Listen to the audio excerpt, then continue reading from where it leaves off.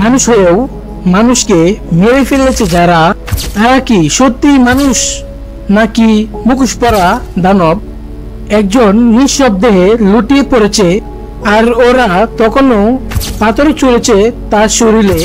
এ কি আমাদের সমাজ? এ কি আমাদের সভ্যতা? সোহাগ সে কোনো অপরাধী ছিল না, সে ছিল একজন পরিশ্রমিক মানুষ।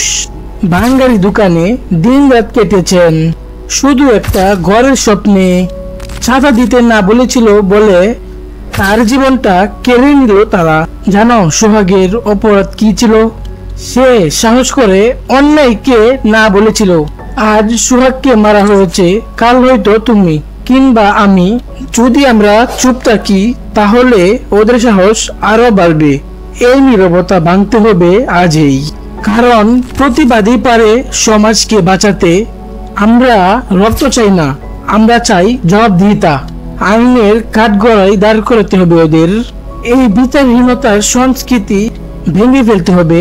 এই হিংস্রদের জায়গা শূন্য নয়, জেলে ফাঁসির মঞ্চে।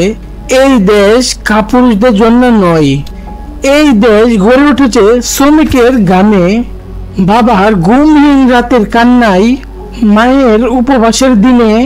এই বাংলাদেশ সাহসীদের জন্য।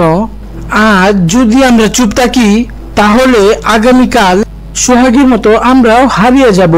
এই মুহূর্তে জেগে উঠতে হবে। ভয় নয়, প্রতিবাদী হোক নতুন সূচনা। ভয় পেলেই শেষ, গর্জে উঠলেই শুরু।